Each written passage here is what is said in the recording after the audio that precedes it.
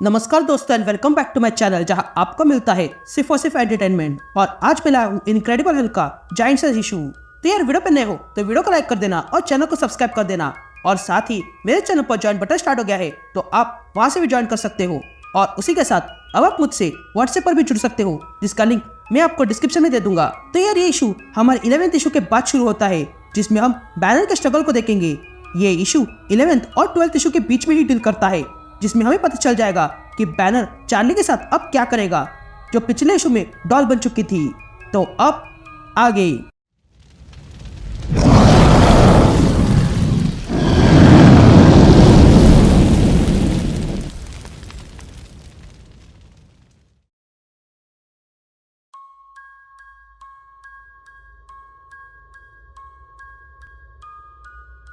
All right gang. तो issue की शुरुआत में हम एक ट्रेन को देखते हैं जो स्टार्ट हो रही थी। तभी वो ट्रेन स्टार्ट होने से पहले जोर से हॉर्न बजाती है जिसके कारण वहां पर खड़ी ग्रेसी नाम की लड़की तुरंत उस ट्रेन की ओर दौड़ने लगती है। और तब ग्रेसी ट्रेन की स्पीड पकड़ने से पहले ही ट्रेन के अंदर कूद जाती है। यहाँ हमें पता चलता है कि ग्रेसी असल में चोर है और उस ट्रेन में उसके साथी भी थे। तभी ग्रेसी का एक पार्टनर ग्रेसी से पूछता है कि तुमने उस आदमी से अपना पीछा कैसे छुड़ाया, जिस पर ग्रेसी कहती है कि यही मेरी खासियत है। ये कहते ही ग्रेसी अपने बैग से 2 बॉटल्स निकालती है और अपने पार्टनर्स को देती है। लेकिन तभी ग्रेसी देखती है कि उस ब्लॉक में उनके साथ ब्रूस बैनर भी था। ये देखकर ग्रेसी अपने पार्टनर से पूछती है कि तुमने बताया नहीं कि यहाँ पर कोई और भी है, जिस पर ग्रेसी का पार्टनर कहता है कि हमें पता नहीं था। तभी हम ब्रूस बैनर को देखते हैं जो वहाँ पर चार्ली की बैग लेकर बैठा हुआ था और उसके हाथ में चार्ली थी। तभी वहाँ पर ब्रूस को देखकर ग्रेसी ब्रूस के पास आती है और ब्रूस से पूछती है तुम्हें कुछ चाहिए, जिस पर ब्रूस ग्रेसी से कहता है मुझसे बात मत करो। जब मैंने चार्ली को ढूंढा तो वो मुझसे बात कर रही थी लेकिन वो बात नहीं कर रही है। ये कहते हैं ब्रूस ग्रेसी को चार्ली दिखाता है। ये सब कुछ देखकर ग्रेसी ब्रूस के पास एक टीन रखती है और फिर से वो तीनों मजे करने लगते हैं। तभी ग्रेसी अपने पार्टनर से कहती है कि ये चोरी मेरी अंतिम चोरी है क्योंकि मुझे पता चल गया है कि वेगस में मेरी बड़ी बहन रहती है। मैं इस रेलगाड़ी से वहां जा रही हूँ। मैं अब अपनी बहन के साथ ही रहूंगी और वहाँ कोई अच्छा सा जॉब कर लूंगी और ढेर सारा पैसा कमाऊंगी। यहाँ ब्रूस को अचानक से गाना सुनाई देने लगता है और तब ब्रूस देखता है कि उसके पास में एक स्कार्फ पहना हुआ आदमी बैठा हुआ था जो ब्रूस से कहता है कि ये लड़की को लगता है कि वो मुझसे बच जाएगी, लेकिन ऐसा कभी नहीं होगा।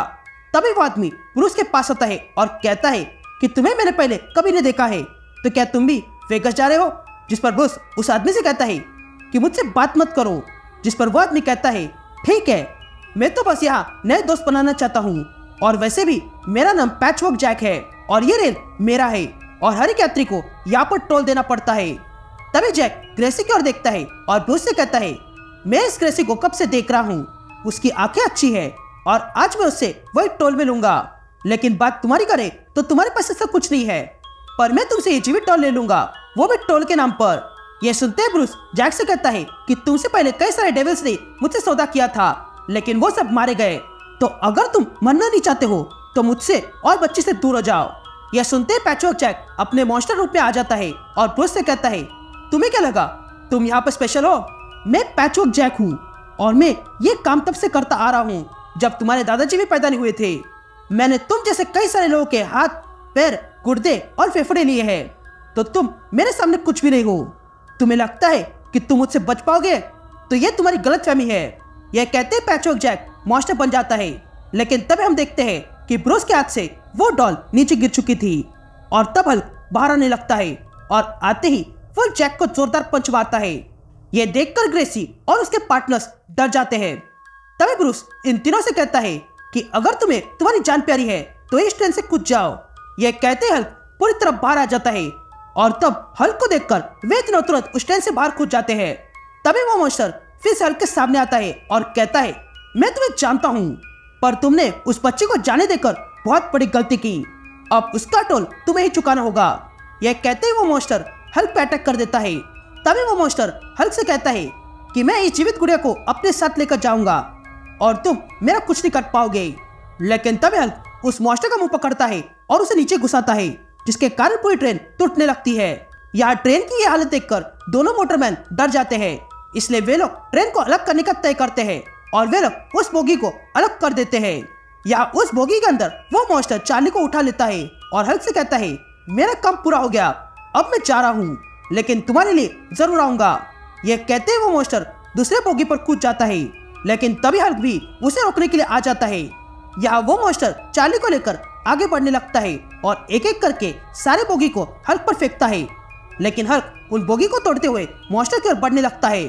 यहाँ वो मॉन्स्टर उन मोटरमैन तक पहुंच जाता है और उन्हें देख लेता है, तो वही हल्क भी वहां आ जाता है। तभी हल्क को देखकर वो मॉन्स्टर ऊपर आता है।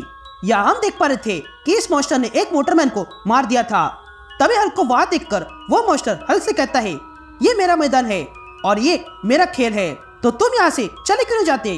ये कहते हुए वो मॉन्स्टर हल्क पे अटैक करता है, लेकिन हल्क उस मॉन्स्टर के दोनों हाथ पकड़ लेता है और जिस हाथ में उसने चार्ली को पकड़ा था उस हाथ को ही हल्क उखाड़ लेता है और फिर उस मॉन्स्टर को उठाकर ट्रेन से जुड़े ऑयल टैंक पर फेंक देता है, जिसके कारण वहां पर बहुत बड़ा धमाका होता है और पूरी ट्रेन नष्ट हो जाती है। तभी ये देखकर हल्क उस ट्रेन के बचे हुए हिस्से पर बैठ जाता है और चार्ली को देखता है और कहता है कि मैं तुम्हें इस परेशानी से बाहर निकाल के रहूंगा। एंड दैट्स इट, ये इशू ये कंटिन्यू होता है।